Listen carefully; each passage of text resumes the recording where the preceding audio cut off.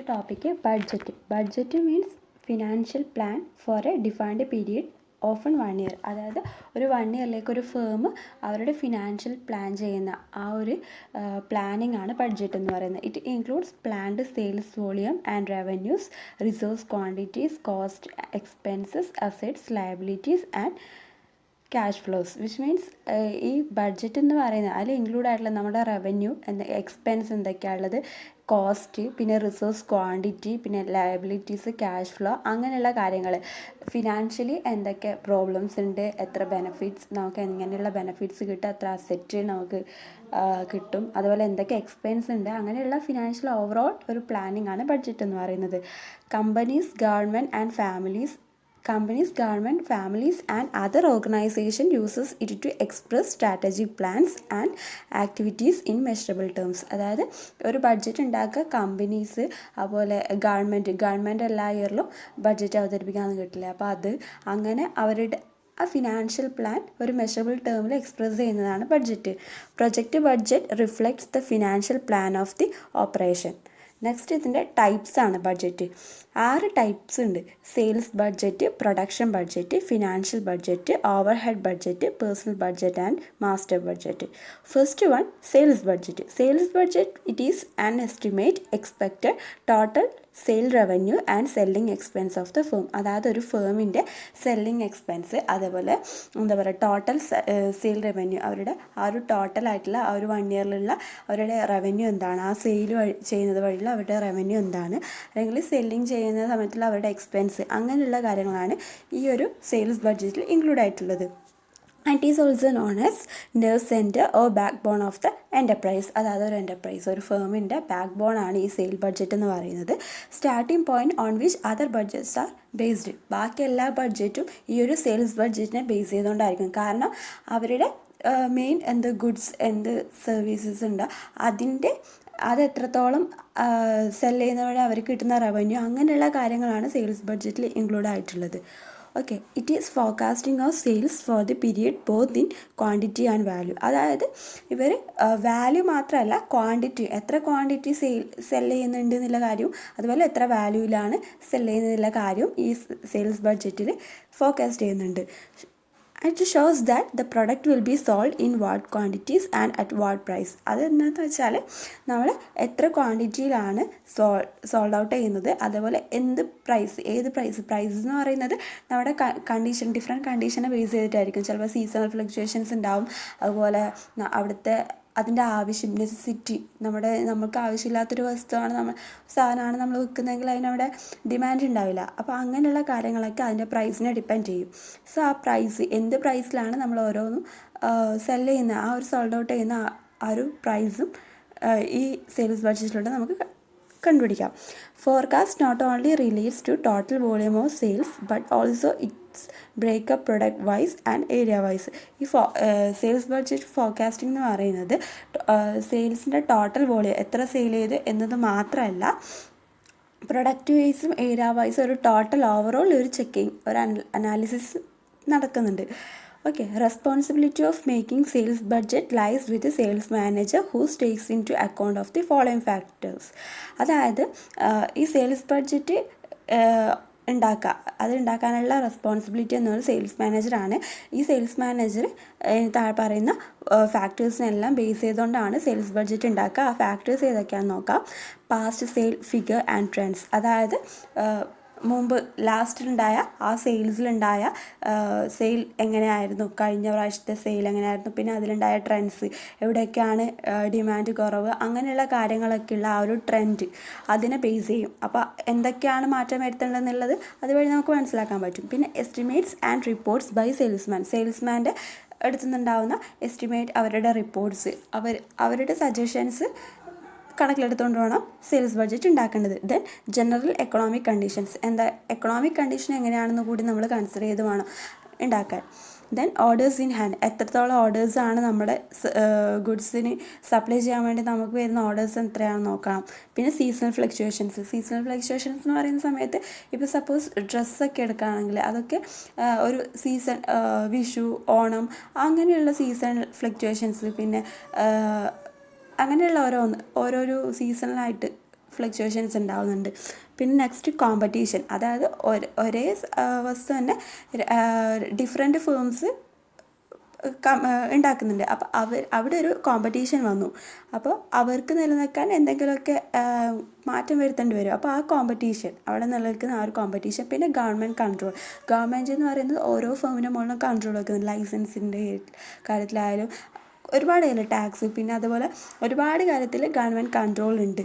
അവർ പറയുന്ന ആ ഒരു ത്രെഷോൾഡ്, ആ ഒരു ലിമിറ്റ് പല ലിമിറ്റ് വാല്യൂസും പറയുന്നുണ്ട്. അത് മാത്രമേ ഉപയോഗിച്ച് നമുക്ക് ഉണ്ടാക്കാൻ പറ്റത്തുള്ളൂ.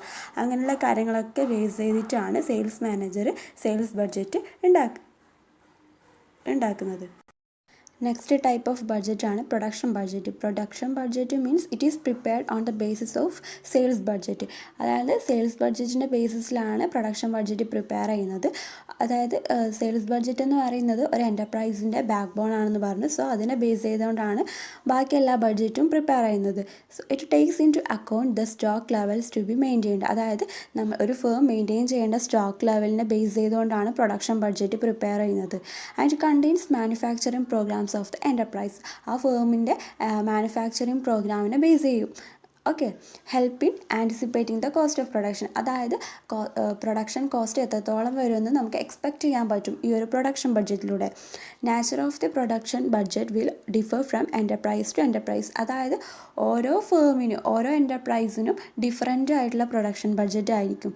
ബിക്കോസ് അവരുടെ ഗുഡ്സിൻ്റെ ക്വാണ്ടിറ്റി ആ ഒരു ഇതിലനുസരിച്ച് അത് ഡിഫർ ചെയ്തുകൊണ്ടിരിക്കും. ഓരോ എൻ്റർപ്രൈസിനും ഡിഫറെൻ്റ് ആയിരിക്കും പ്രൊഡക്ഷൻ ബഡ്ജറ്റ്.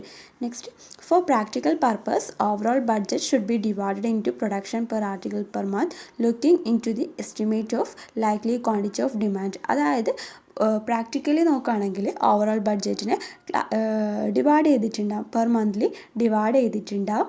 എന്താണെന്ന് വെച്ചാൽ എത്രത്തോളം ക്വാണ്ടിറ്റിയിലാണ് പ്രൊഡക്ഷൻ ചെയ്യേണ്ടത് അത് ഈസി ആക്കാൻ വേണ്ടിയിട്ട് പെർ മന്ത് ഡിവൈഡ് ചെയ്യും.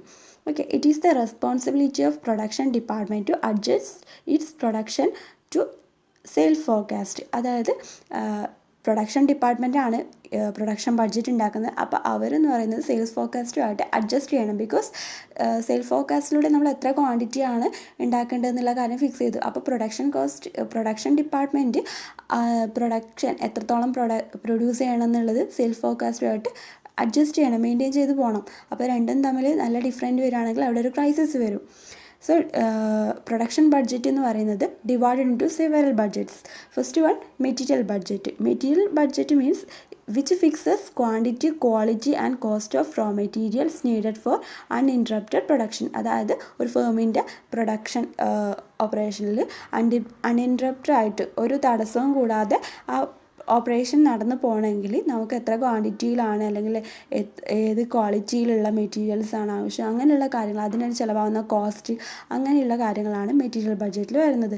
Then next, labour budget. Labour budget means which specifies the requirement of labour in terms of the number and types of workers for various jobs. അതായത് ഒരു എൻ്റർപ്രൈസിൽ പ്രൊഡക്ഷൻ ടൈമിൽ ഒരുപാട് വർക്കേഴ്സ്, ഡിഫറെൻറ്റ് കാറ്റഗറീസിലുള്ള workers ആവശ്യമുണ്ടാവും.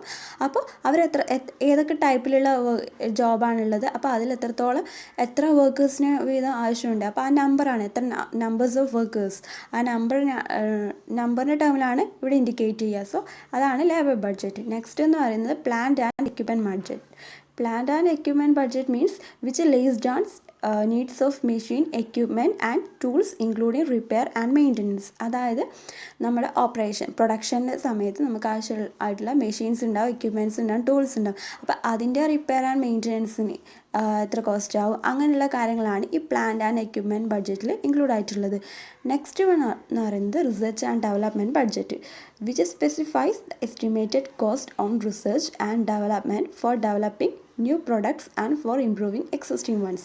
അതായത് research and ഡെവലപ്മെൻറ്റിലൂടെ നമ്മൾ estimate ചെയ്യുന്ന കോസ്റ്റ് ഉണ്ട്, ഇത്ര പ്രൊഡക്ഷൻ കോസ്റ്റ്, ഇത്ര കോസ്റ്റ് ആവും എന്നുള്ള കാര്യം. അപ്പോൾ ആ കോസ്റ്റ് എന്ന് യൂസ് ചെയ്തുകൊണ്ട് നമുക്ക് ന്യൂ പ്രൊഡക്ട്സ് ഡെവലപ്പ് ചെയ്യാൻ പറ്റും. അതേപോലെ തന്നെ എക്സിസ്റ്റിംഗ് ആയിട്ടുള്ള നമ്മളിപ്പോൾ പ്രൊഡ്യൂസ് ചെയ്തുകൊണ്ടിരിക്കുന്നതിൻ്റെ കോസ്റ്റും അതേപോലെ ബാക്കി കാര്യങ്ങളും നമുക്ക് ഇമ്പ്രൂവ് ചെയ്യാൻ പറ്റും. ഇപ്പം നമ്മൾ റിസർച്ചിലൂടെ കണ്ടുപിടിക്കുന്ന എസ്റ്റിമേറ്റഡ് കോസ്റ്റ് വഴി.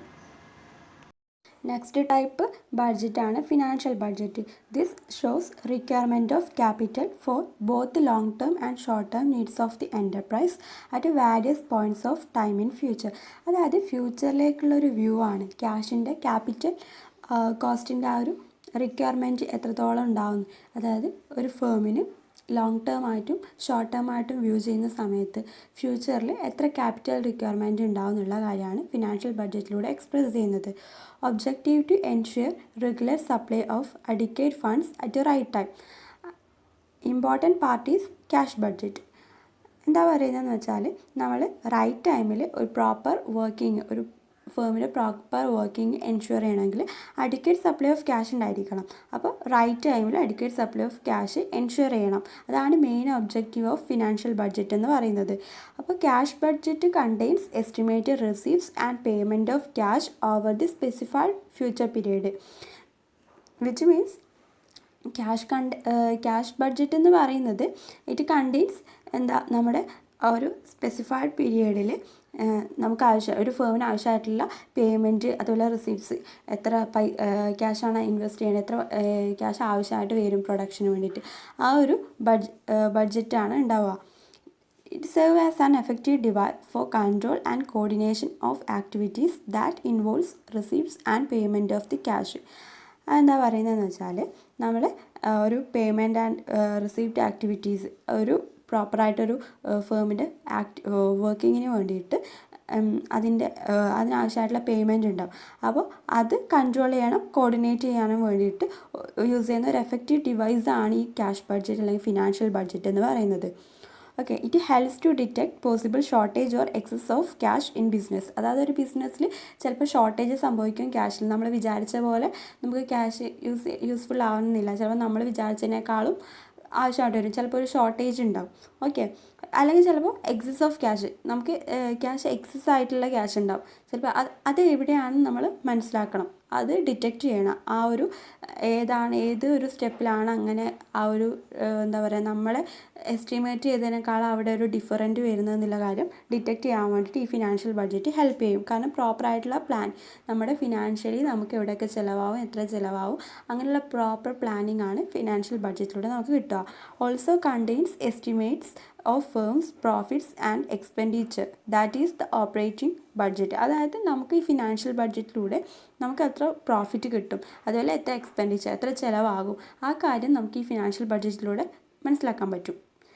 നെക്സ്റ്റ് ടൈപ്പ് ബഡ്ജറ്റാണ് overhead budget. Overhead budget means it includes estimated cost of indirect materials, indirect labour and indirect factory expenses needed during budget period for the attainment of budget production targets. അതായത് ഓരോ എൻ്റർപ്രൈസിനും ഒരു production target ഉണ്ടാകും. ഇത്ര ക്വാണ്ടിറ്റിയിൽ ഇത്ര produce ചെയ്യണം, ഇത്ര goods അല്ലെങ്കിൽ ഇത്ര മെറ്റീരിയൽസ് ഉണ്ടാക്കണം എന്നുള്ള കാര്യം. അപ്പോൾ ആ ഒരു പ്രൊഡക്ഷൻ ടാർഗറ്റ് അറ്റൈൻ ചെയ്യണമെങ്കിൽ അവർക്ക് ഡയറക്റ്റ് മെറ്റീരിയൽസ് മാത്രമല്ല, ഇൻഡയറക്റ്റ് ആയിട്ടുള്ള കോസ്റ്റ് ഉണ്ട്. ഇൻഡയറക്റ്റ് മെറ്റീരിയൽ കോസ്റ്റ് ഉണ്ട്, ഇൻഡയറക്റ്റ് ലേബർ കോസ്റ്റ് ഉണ്ട്, ഇൻഡയറക്റ്റ് ഫാക്ടറി എക്സ്പെൻസസ്, അത്ര എക്സ്പെൻസസ് ഉണ്ട്. അപ്പോൾ അങ്ങനെ വരുന്ന ഇൻഡയറക്റ്റ് ആയിട്ട് വരുന്ന കോസ്റ്റിൻ്റെ എല്ലാം പ്ലാനിങ് ആൻഡ് എസ്റ്റിമേഷൻ ആണ് ഈ ഓവർ ഹെഡ് ബഡ്ജറ്റിലൂടെ എക്സ്പ്രസ് ചെയ്യുന്നത്. Or it is estimation of factory overheads, distribution overheads and administrative overheads. അതെന്താണെന്ന് ഓൾറെഡി പറഞ്ഞു. എന്താണ് അഡ്മിനിസ്ട്രേറ്റീവ് ഓവർ ഹെഡ്, എന്താണ് distribution overhead, factory overhead, അങ്ങനെയുള്ള കാര്യം സൈറ്റിൽ വെച്ച് നമുക്കുണ്ടാകുന്ന ഓരോ ചിലവാണ്. അത് ഓൾറെഡി പറഞ്ഞു. അപ്പോൾ അതായത് ചുരുക്കി പറയുകയാണെങ്കിൽ ഓവർ ഹെഡ് ബഡ്ജറ്റ് എന്ന് പറയുന്നത് ഇൻഡയറക്റ്റ് ആയിട്ട് നമുക്ക് ചിലവാകുന്ന അതിനെക്കുറിച്ചുള്ളൊരു പ്രോപ്പറായിട്ടുള്ള പ്ലാനിങ് ആണ്. ഒരു പ്രൊഡക്ഷൻ നമ്മുടെ ടാർഗറ്റ് അറ്റൈൻ ചെയ്യാൻ വേണ്ടി നമുക്ക് ചിലവാകുന്ന ഇൻഡയറക്റ്റ് ആയിട്ടുള്ള കോസ്റ്റാണ് ഓവർ ഹെഡ് ബഡ്ജറ്റിലൂടെ എക്സ്പ്രസ് ചെയ്യുന്നത്. Capital expenditure budget contains forecast of capital investment. അതായത് ക്യാപിറ്റൽ ഇൻവെസ്റ്റ്മെൻറ്റ് എന്ന് പറയുന്നത് ഫോർകാസ്റ്റ് ചെയ്യാൻ വേണ്ടിയിട്ടാണ് ക്യാപിറ്റൽ എക്സ്പെൻഡിച്ചർ ബഡ്ജറ്റ് ചെയ്യുന്നത്. ക്യാപിറ്റൽ ഇൻവെസ്റ്റ്മെൻറ്റ് എന്താ, നമ്മളൊരു പ്രൊജക്റ്റ് അല്ലെങ്കിൽ ഒരു ബിസിനസ് സ്റ്റാർട്ട് ചെയ്യുന്ന മെയിൻ അതിനൊരു ഒബ്ജക്റ്റീവ്സ് എല്ലാം ഗോൾസ് ഉണ്ട്. നമുക്ക് ഇത്ര പ്രൊഡ്യൂസ് ചെയ്യണം, ഇത്ര പ്രൊഡക്ഷൻ കിട്ടണം. ആ ഗോൾ അറ്റൈൻ ചെയ്യണമെങ്കിൽ നമ്മളൊരു പ്രൊക്യൂർമെൻറ്റ് ഓഫ് മണിയാണ്. നമ്മൾ ആദ്യം ഒരു ഇനീഷ്യൽ ഒരു ഇൻവെസ്റ്റ്മെൻറ്റ് ചെയ്യുന്നു. അതാണ് ആ ഒരു സമ്പാദ്യം നമ്മൾ ചെയ്യുന്നൊരു ആദ്യത്തെ ആ ഒരു ഇനീഷ്യൽ ഇൻവെസ്റ്റ്മെൻ്റ് ആണ് ക്യാപിറ്റൽ ഇൻവെസ്റ്റ്മെൻറ്റ് എന്ന് പറയുന്നത്. Budget is prepared on department basis for effective control over cost. അതായത് നമ്മൾ ഈ ബഡ്ജറ്റ് ഉണ്ടാക്കുന്നതെന്ന് പറയുന്നത് എഫക്റ്റീവ് കൺട്രോൾ, കോസ്റ്റിൻ്റെ മുകളിൽ ഒരു എഫക്റ്റീവ് കൺട്രോൾ ഉണ്ടാക്കാൻ വേണ്ടിയിട്ട് ഓരോ ഡിപ്പാർട്ട്മെൻറ്റ് ബേസിസിലാണ് ബഡ്ജറ്റ് ഉണ്ടാക്കുക. കാരണം കോസ്റ്റ് എന്ന് പറയുന്നത് നമുക്ക് കൺട്രോൾ ചെയ്യാൻ പറ്റുന്ന രീതിയിലായിരിക്കണം. ചിലപ്പോൾ നമുക്ക് എന്തെങ്കിലും ഒരു കോസ്റ്റിന് മേൽ നമുക്കൊരു കൺട്രോൾ ഇല്ലെങ്കിൽ എക്സസ് ആയിട്ട് അല്ലെങ്കിൽ ഷോർട്ടേജ് സംഭവിക്കും. അത് മനസ്സിലാക്കണമെങ്കിൽ ഡിപ്പാർട്ട്മെൻറ്റ് ബേസിൽ നല്ലൊരു കൺട്രോൾ കൂടി ബഡ്ജറ്റ് പ്രിപ്പയർ ചെയ്യുക. Factory or manufacturing overhead divide into 3. First fixed, second variable, third semi variable. This classification helps in formulation of overhead budget for each department. അതായത് ഇങ്ങനെ classify ചെയ്യുന്ന വഴി ഓവർഹെഡിനെ classify ചെയ്യുന്നത് വഴി ഓരോ ഡിപ്പാർട്ട്മെൻറ്റിനും ഓവർഹെഡ് ബഡ്ജറ്റ് ഈസിലി ഫോർമുലേറ്റ് ചെയ്യാൻ വേണ്ടി ഹെൽപ്പ് ചെയ്യും. ഒരു ടൈപ്പ് ബഡ്ജറ്റാണ് personal budget. Personal budget, it lays down manpower requirements of all departments for the budget period. അതായത് ബഡ്ജറ്റ് പീരീഡിൽ ഒരു ഫേമിൻ്റെ വർക്കിങ്ങിന് ആവശ്യമായിട്ടുള്ള മാൻ പവർ മീൻസ് വർക്കേഴ്സാണ്. അപ്പോൾ അവരുടെ റിക്വയർമെൻറ്റിനെ ബേസ് ചെയ്തുകൊണ്ടാണ് പേഴ്സണൽ ബഡ്ജറ്റ് പ്ലാൻ ചെയ്യുന്നത്. So it shows labour requirement in terms of labour hour cost and grade of workers. അതായത് personnel ബഡ്ജറ്റിലൂടെ നമുക്ക് എന്ത് ചെയ്യും, എത്ര ലേബേഴ്സ് ആവശ്യമുണ്ട് എന്നുള്ള കാര്യം ലേബർ അവർ കോസ്റ്റിലൂടെ നമുക്ക് മനസ്സിലാവും, ഡിറ്റക്ട് ചെയ്തെടുക്കാൻ പറ്റും. അപ്പോൾ പിന്നെ അതേപോലെ ഏതൊക്കെ ഗ്രേഡ് ഓഫ് വർക്കേഴ്സാണ് ആവശ്യമുള്ള കാര്യം നോക്കി പേഴ്സണൽ ബഡ്ജറ്റിലൂടെ കിട്ടും. So it facilitates the personnel manager in providing required number of workers to the department either by transfer or by new appointment. അതായത് പേഴ്സണൽ ബഡ്ജറ്റിലൂടെ നമുക്ക് എത്ര ലേബർ വർക്ക് ഉണ്ട്, ആ ലേബർ അവർ കോസ്റ്റ് ഉണ്ട്, അതേപോലെ ഏതൊക്കെ ഗ്രേഡുള്ള എത്രത്തോളം സ്കിൽഡ് ആയിട്ടുള്ളവർ വേണം എല്ലാ കാര്യം നമുക്ക് മനസ്സിലാവും. അപ്പോൾ എന്ത് ചെയ്യുന്നത് വെച്ചാൽ പേഴ്സണൽ മാനേജർ അങ്ങനെയുള്ള സ്കിൽഡ് ആയിട്ടുള്ള വർക്കേഴ്സിനെ ഒന്നുകിൽ അപ്പോയിൻമെൻറ്റ് ചെയ്യും, പുതിയതായിട്ട് അപ്പോയിൻറ്റ് ചെയ്യും, അല്ലെങ്കിൽ ട്രാൻസ്ഫർ ചെയ്യും, വേറെ ഏതെങ്കിലും ഡിപ്പാർട്ട്മെൻറ്റ് വേറെ എവിടെ നിന്നെങ്കിലും ട്രാൻസ്ഫർ ചെയ്യും. അങ്ങനെയാണ് പേഴ്സണൽ ബഡ്ജറ്റ് എക്സ്പ്രസ് ചെയ്യുന്നത്. Next master budget. Master budget എന്ന് പറയുന്ന ഒരു summarised form of functional budgets ആണ്. ഫങ്ഷണൽ ബഡ്ജറ്റ്സ് മീൻസ് നമ്മളിപ്പോൾ ഓൾറെഡി നോക്കിയ financial budget, personal budget, overhead budget, production budget, sales budget, ഇതിൻ്റെയൊക്കെ ഒരു സമ്മറൈസ്ഡ് ഫോമാണ് ഫൈനലായിട്ട് അപ്രൂവ് ചെയ്യുന്ന ഒരു ഫോമാണ് മാസ്റ്റർ ബഡ്ജറ്റ്.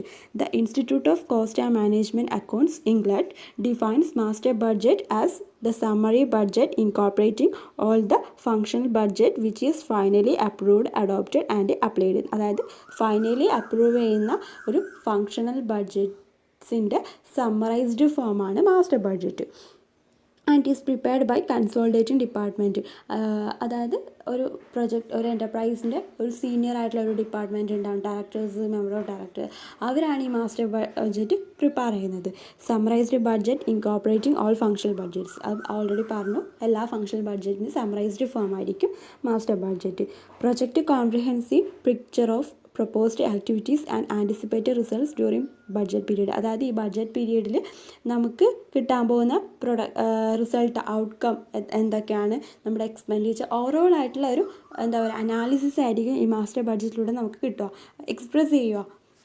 ഓവറോൾ ഐഡിയ നമുക്ക് മനസ്സിലാവും. It must be approved by the top management of the enterprise. ഇത് പ്രിപ്പയർ ചെയ്യുന്നത് വേറൊരു ഡിപ്പാർട്ട്മെൻറ്റ്, ഒരു കൺസോൾട്ടേറ്റിംഗ് ടീമാണ്. ആൻഡ് ഇറ്റ് ഈസ് ഇത് അപ്രൂവ് ചെയ്യുന്നത് ടോപ്പിൽ വരുന്ന മാനേജ്മെൻറ്റ് ടീമായിരിക്കും. Through practices differ, a master budget generally includes sales, production, cost, materials, labor, factory overhead, profit, appropriation of profit and major financial ratios. Already പറഞ്ഞു, functional ബഡ്ജറ്റ്സിൻ്റെ എല്ലാം summarised ഫോമാണ്. അതായത് overhead, profit, നമുക്ക് എത്ര പ്രോഫിറ്റ് കിട്ടും, എക്സ്പെൻഡിച്ചർ, അങ്ങനെയുള്ള കാര്യങ്ങളെല്ലാം സമ്മറൈസ് ചെയ്തിട്ടാണ് മാസ്റ്റർ ബഡ്ജറ്റ് പ്ലാൻ ചെയ്യുന്നതെന്നുള്ള കാര്യം. തേർഡ് മൊഡ്യൂളിലെ ലാസ്റ്റ് ടോപ്പിക്കാണ് project master budget. It is A financial planning document, also referred as finance budget or profit plan. Provides A tool for effective management but must be handle carefully with the changing situation. അതായത് project master budget എന്ന് പറയുന്നത് ഒരു ഫേമിൻ്റെ overall ആയിട്ടുള്ള financially ഉള്ള ഒരു planning ആണ്. അപ്പോൾ ഇതെന്ന് പറയുന്നത് ഒരു മാനേജ്മെൻറ്റിനും എഫക്റ്റീവ്ലി വർക്ക് ചെയ്യാൻ ഹെൽപ്പ് ചെയ്യുന്ന ഒരു ടൂളാണ്. It is prepared in the form of manual. ഒരു മാനുവലിൻ്റെ ഫോമിലാണ്, based on certain things. First one എന്ന് പറയുന്നത് പ്രൊജക്റ്റ് പ്ലാൻഡ് ഒബ്ജക്റ്റീവ്സ്. അതായത് നമ്മുടെ പ്രൊജക്റ്റിന് ഒരുപാട് ഒബ്ജക്റ്റീവ്സ് ഉണ്ടാകും, ഗോൾ, അത് പ്ലാൻഡ് ആയിരിക്കണം. Second one organisation responsibility centre, that is work and resources assigned to each responsibility centre. അതെന്താ പറയുന്നതെന്ന് വെച്ചാൽ ഒരു റെസ്പോൺസിബിലിറ്റി സെൻറ്റർ ഉണ്ടാവും, അതായത് ഒരു കൺസ്ട്രക്ഷൻ കമ്പനി. അപ്പോൾ ആ കൺസ്ട്രക്ഷൻ കമ്പനിക്ക് അസൈൻ ചെയ്തിട്ടുള്ള വർക്ക്സ് ഉണ്ടാവും. അപ്പോൾ ആ വർക്ക്സ് അതിനെ പ്രോപ്പറായിട്ട് ഓർഗനൈസ് ചെയ്യണം. അപ്പോൾ ഓർഗനൈസേഷൻ, ആ ഒരു പ്രോപ്പർ ഓർഗനൈസേഷനാണ് second factor. And third one എന്ന് പറയുന്നത് sales revenue budget, that is monthly financial target for each production centre. Sales revenue എന്ന് പറയുന്നത് നമുക്ക് സെയിൽസ് വഴി കിട്ടാൻ പോകുന്ന വരുമാനം. അപ്പോൾ അതിൻ്റെ ആ ഒരു ബഡ്ജറ്റ് മന്ത്ലി നമ്മൾ പ്രിപ്പയർ ചെയ്യണം. മന്ത്ലി നമ്മുടെ ഫിനാൻഷ്യൽ ടാർഗറ്റ് എത്രയാണോ ആ ഫിനാൻഷ്യൽ ടാർഗറ്റ് അറ്റൈൻ ചെയ്യാൻ പറ്റുന്നുണ്ടോ എന്ന് നമ്മൾ ഉറപ്പിക്കണമല്ലോ. അപ്പം നമ്മൾ ആ സെയിൽസ് റവന്യൂ ബഡ്ജറ്റ് പ്രിപ്പയർ ചെയ്യണം.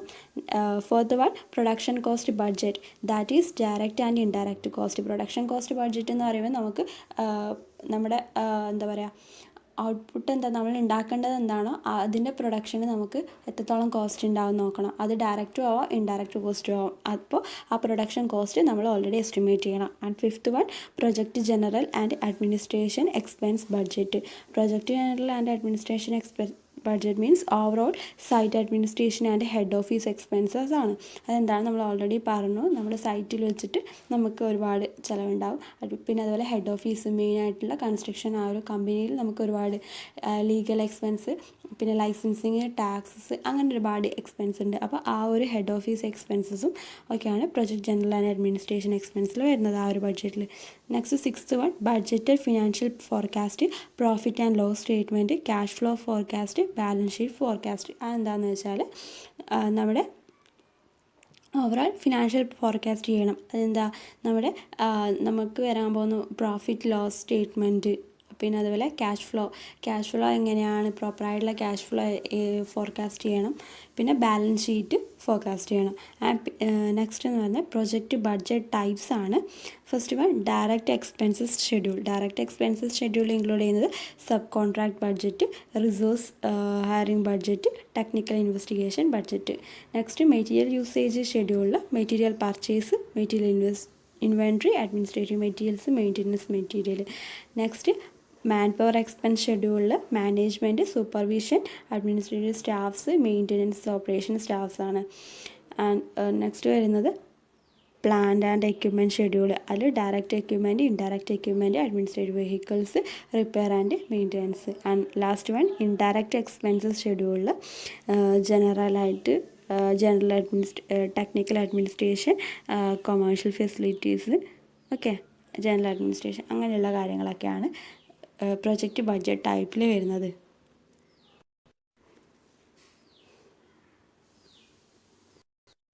ഇപ്പോൾ റിസോഴ്സ് ഹയറിംഗ് ബഡ്ജറ്റ് എന്ന് പറയുമ്പോൾ നമുക്ക് റിസോഴ്സസിലേക്ക് എത്താനുള്ള റിസോഴ്സസ് നമുക്ക് കിട്ടാൻ വേണ്ടിയിട്ടുള്ള ആ ഒരു അവിടെ ചിലവാകുന്ന കോസ്റ്റ്, പിന്നെ അവിടെ നിന്ന് നമുക്ക് കിട്ടാൻ പോകുന്നത് എന്ത് ഔട്ട്പുട്ടാണ്, എത്രത്തോളം ക്വാണ്ടിറ്റി ആണ്, അങ്ങനെയുള്ള പ്രോപ്പർ പ്ലാനിങ് ആണ് റിസോഴ്സ് ഹയറിംഗ് ബഡ്ജറ്റിലൂടെ ചെയ്യുന്നത്.